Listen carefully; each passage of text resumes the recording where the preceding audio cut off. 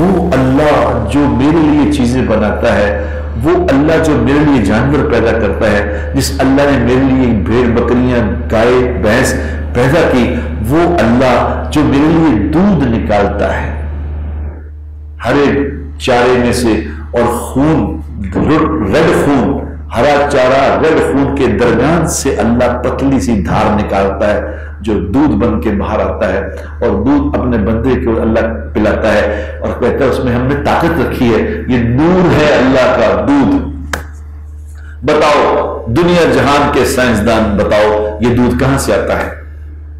ایک بھینس، اب تو گائے ایسی سی آ گئی ہیں جو 60 کلو دودھ دیتی ہیں، 65 کلو دودھ دیتی، 65 کلو دودھ ایک دن میں، اور اس گائے کو ذبح کر کے دیکھو اندر سے دودھ کا ایک قطرہ نہیں نکلے گا۔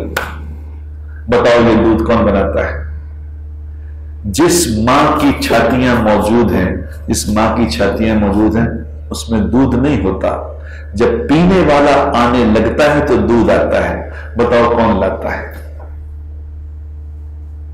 بھینس کے تھن موجود ہوتے ہیں، دودھ نہیں ہے، تھن تو ہے، دودھ کہاں ہے؟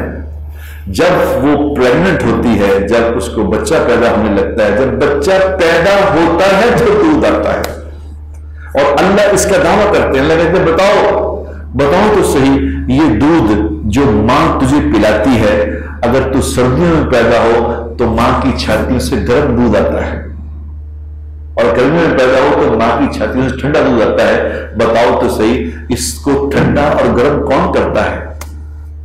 کون ہے جو یہ پیدا کرتا ہے؟ کون ہے جو تجھے سکھاتا ہے کہ یہ تم نے رونا ہے اور اس طرح تجھے خوراک ملے گی؟